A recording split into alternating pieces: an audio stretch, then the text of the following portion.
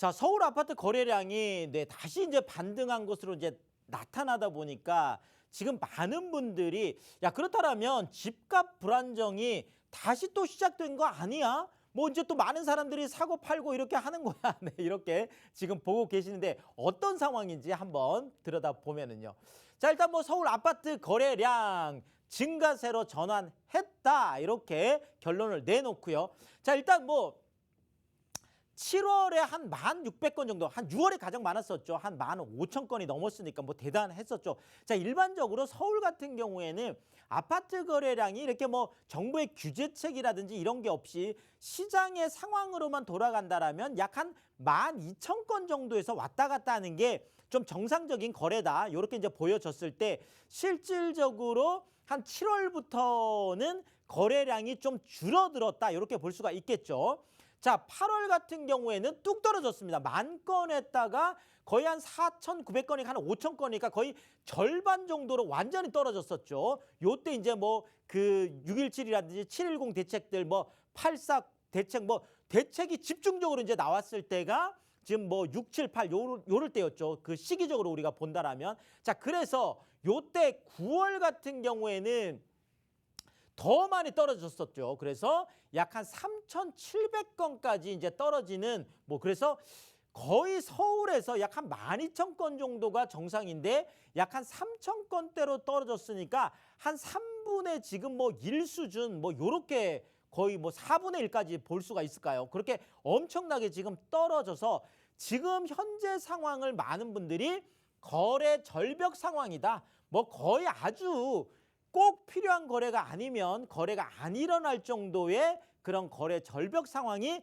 계속 지속됐었다. 이렇게 얘기를 할 수가 있겠죠. 자, 그런데 10월 거래량이 지금 이게 3,900건이 지금 그 10월 20일까지를 지금 얘기해 놓은 게요. 지금 왜 그러냐면 이게 30일 내에 신고를 하도록 되어 있습니다. 자, 그러니까 보통 10월의 전체 거래량은 12월이 좀 넘어가야 이제 알 수가 있는 거죠. 그런데 지금 이게 20일까지니까 아마 10월 전체 다를 하면 4,000건은 무조건 넘어가겠죠. 자, 이렇게 된다면 이것이 4개월 만에, 그렇죠. 4개월 만에 전월보다 지금 현재도 한 4% 정도가 증가했는데 거의 한 10% 가까이까지도 더 증가할 수 있는 이런 여력들을 갖고 있어서 자, 중요한 거는 뭐 건수, 정확한 건수, 지금 건수 자체는 굉장히 미미해요. 그렇지만 계속 건수가 하락하다가 이제 어느 정도 바닥을 찍고 그렇죠. 다시 반등하는 쪽으로 갔다라는 거죠. 자, 그러면 안정세도 계속 지금 내려오던 게 아니면 횡보 쪽으로 계속 오던 게 이제 그 꼭지점에서 다시 올라가고 있는, 그래서 지금 매매가 자체도 지금 조금 올라가고 있는 상황들이 나타나는 것이 바로 거래량 쪽에서도 나타나고 있다. 이렇게 말씀을 드리겠고요. 자, 지역별로 보자면 자, 강북 같은 경우가 엄청나죠. 47%나 늘어났어요. 거의 뭐 배 가까이 더 많이 늘어난 거죠. 자, 도봉이 한 37% 되고요. 중랑 같은 경우에도 한 30%, 노원 같은 경우도 한 16%. 자, 자세히 봤더니 우리가 늘 얘기하는 노도강, 뭐 노원이나 도봉이나 강북이라든지 물론 이제 중랑 같은 경우에도 들어와 있고요. 자, 그다음에 금강구, 금천이나 관악이나 구로 같은 일반적으로 이제 중저가 지역에 있는 아파트들의 거래량이 이제 많이 들어왔고, 자, 뭐 많은 분들이 예측하듯이 그렇죠. 2030 세대들이 영끌에 나서면서 이제 많은 거래량을 나타내는데, 자, 이러다 보니까 어떤 현상들이 벌어졌을까요? 맞습니다. 지금 6억 이하 같은 경우에 제가 조금 좀 조사를 해봤더니요. 자, 지금 6억 이하가 그 문재인 정부 지금 출범하는 2017년 기준 했을 때요. 이때만 하더라도 3년 전만 하더라도 6억 이하가 얼마였냐면 약 한 70% 가까이 됐습니다. 자, 무슨 얘기일까요? 자, 3년 전에는요. 서울에서 뭐 100채 중에서 70채, 70%는 다 6억 이하였어요. 그러니까 그만큼 그렇죠. 그때만 해도 좀 편안하게 살 수 있었다라는 거예요. 자, 그런데 지금 현재 얼마까지 떨어졌냐면 6억 이하가 30%밖에 남지 않았습니다. 지금 실제적으로 한 7, 8% 정도밖에 안 되거든요. 그러니까 이제 거의 안 남아 있어요. 지금 이제 그 6억 이하는 이제 거의 없다라는 거죠. 자, 그런데 6억에서 9억 사이, 6억에서 9억 사이, 만약에 6억 이하에 남아 있었는데 그 위가 안 올라갔다라고 하면 실질적으로 한 40% 정도가 이 구간으로 가야 되는데 요때 6억에서 9억 같은 경우에는 한 3년 전에 그래도 한 20% 됐던 게 지금 한 30% 정도, 한 10% 정도 늘었습니다. 자, 이거는 무슨 얘기냐면 6억에서 9억도 가만히 있지 않았다는 거예요. 이것은 9억을 초과하는 쪽으로 더 넘어갔다라는 거죠. 자, 그러다 보니까 6억에서 9억 구간도 많이 늘어나긴 했지만 그래도 뭐 한 20에서 30%까지 10% 정도 이제 늘어난 이런 상황이 되고 있고, 자, 그다음에 9억에서 15억, 우리가 이제 고가 아파트라고 하죠. 9억이 넘어가면. 자, 고가 아파트 쪽 9억에서 15억 같은 경우에는 3년 전에는 9억 넘어가는 이런 쪽이 10%밖에 되지 않았습니다. 10%. 네. 10%밖에 되지 않았던 게 이게 지금 얼마까지 올라가요? 25%까지. 야, 그렇죠. 9억 이하 시장이 엄청나게 9억 초과하는 시장이 많이 늘어났죠. 9억에서 15억이. 자, 그다음에 우리가 이제 초고가 아파트라고 하면 15억을 넘어가는 걸 우리가 초고가 아파트라고 하는데요. 자, 3년 전만 하더라도 서울에서 15억 넘어가는 아파트는 불과 5%가 되지 않았습니다. 5% 정도 수준이었어요. 자, 그런데 지금 현재는 15억을 넘어가는 게 몇 프로냐? 이게 약 한 15% 정도 된다라는 거죠.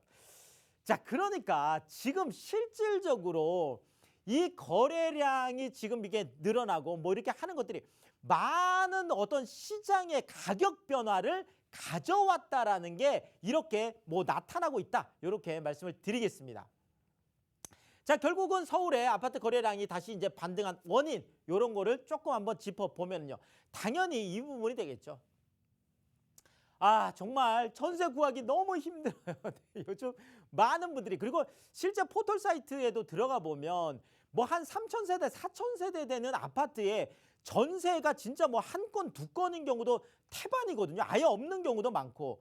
자, 그래서 정말 전세 난, 야, 정말 더더구나 한 건 있더라도 정말 너무 많이 올라갔잖아요. 자, 그래서 전세난에 지친 세입자들, 야, 차라리 집을 사자. 자, 이렇게 전세난에 지친 세입자들이 집을 사자라고 매수 전환에 적극적으로 나서면서 거래량이 늘어났다. 뭐 이런 부분들 얘기를 할 수가 있겠고, 자, 또 하나는 지금 정부에서 계속 3기 신도시라든지 좀 청약을 기다리라는 얘기 많이 하잖아요. 지금 거의 뭐 로또 청약이라고 할 정도로 분양가를 굉장히 낮춰놨잖아요. 굉장히 메리트가 있습니다. 자, 그래서 내가 청약 시장으로 들어가야지 했던 분들 계속 살인적인 경쟁률, 뭐 서울 같은 경우에 뭐 200대 1, 400대 1, 뭐 지금 준 강남권이라고는 뭐 과천, 야, 엄청나잖아요. 뭐 그 정말 살인적인 경쟁률이다 할 정도의. 자, 더더구나 가점이 되질 않습니다. 대부분이 다 100% 가점제로 하고 있기 때문에 가점 자체가 뭐 엄두가 안 나는 거죠. 뭐 거의 한 뭐 70점 가까이 되다 보니까 70점이면은요. 뭐 15년 무주택은 기본이고요. 여기에다 청약통장 17년 15년 계속 넣는 건 또 기본이고, 내가 배우자와 아이가 한 셋 정도 있어야 돼요. 야, 이러면 뭐 요즘 뭐 젊은 분들이 그러다고요. 이렇게 가점 올리려면 신혼 내내 애만 낳아야 된다. 뭐 이런 얘기들도 하던데. 자, 어쨌든 안 된다는 얘기예요, 결론적으로. 자, 그래서 실망을 한 분들이 정말 청포자, 청약을 포기한 많은 분들이 또 매수 쪽에 가세를 하면서 이런 현상들이 나타났다. 이렇게 말씀을 드릴 수가 있겠습니다. 자, 결국은 이런 저런 이유 때문에 집값 상승폭이 계속 확대가 되고 있다라는 거죠. 자, 그러면 야, 이러다 더 올라가는 거 아니야? 이런 추가 상승에 대한 불안감이, 뭐 이런 불안 심리가 계속 생길 수밖에 없거든요. 더더구나 같은 뭐 친구, 같은 직장 동료, 뭐 이런 분들이 아, 나 집을 샀는데 3억 올랐어, 4억 올랐어, 아니면 나는 뭐 분양받았는데 더블돼서 7억이 올랐어, 뭐 이렇게 이야기하면 뭔가 박탈감을 느낄 수밖에 없는 이런 거잖아요. 그래서 최근에 그 뭐 모 국회의원께서 아, 이게 지금 뭐 아파트하고 그냥 그 임대주택하고 야, 이거 방 3개 있는 거 똑같은 거 아니냐, 뭐 이렇게 했다가 또 많은 질타를 받으셨는데, 자, 이런 거죠. 지금 뭐 이렇게 그 2030 세대들이 영끌을 하고 이렇게 이제 나서는 이유도, 그 이유가 뭐냐면 내가 임대주택, 물론 거주하기 좋죠. 편할 수도 있어요. 자, 그렇지만 나중에 5년 후, 10년 후가 됐을 때 내가 그냥 임대주택에만 거주를 하고 있으면 집값이 전혀 나하고 상관이 없잖아요. 자, 근데 집값, 내가 집을 갖고 있는 분들은 엄청나게 올라가 있고, 그러면 내가 그냥 단순하게 편안하게 사는 게 중요한 건 아니라는 거죠. 결국은 많은 분들이, 우리나라 분들은 특히나 그 이 부동산을 좋아할 수밖에 없는 게, 내가 직장에서 근로소득이라든지 아니면은 일반 자영업자들, 소규모 자영업자들이 내가 사업소득을 통해서 자산을 증식시키기가 굉장히 어렵습니다. 자, 그러다 보니까 내가 집 한 채를 어떻게 마련해서 이 집값이 올라갔을 때 자산 증식의 수단으로 집을 생각하는 것들이 많기 때문에 어떤 이런 추가 상승에 대한 어떤 불안감이 엄청나게 작용을 할 수밖에 없다라는, 뭐 이런 걸 우리가 현실적으로 인정할 수밖에 없겠다, 이렇게 말씀을 드리겠습니다. 자, 서울의 전세가 고공행진, 뭐 집값 자극하는 거 뭐 계속 나타나고 있는데, 자, 지금 뭐 이거 아파트값 얘기 아니에요. 자, 반포의 아크로 리버파크라는 이 아파트, 그렇죠. 전용 84제곱미터 33평이 매매가가 아니라 전세가가 드디어 20억을 넘어섰습니다. 자, 이게요, 지금 한두 달 전만 하더라도 15억에서 16억이었어요, 전세가가. 근데 지금 20억을, 매매가가 아니라 전세가가 20억을 넘어선 거예요, 33평 아파트가. 자, 이렇게 전세값이 올라가니까 어떻게 될까요? 자, 동일평형대 매매가가 36억 6천까지 올랐습니다. 자, 이게요, 한 6년 전에 13억에 분양했던 아파트예요. 6년 전에요.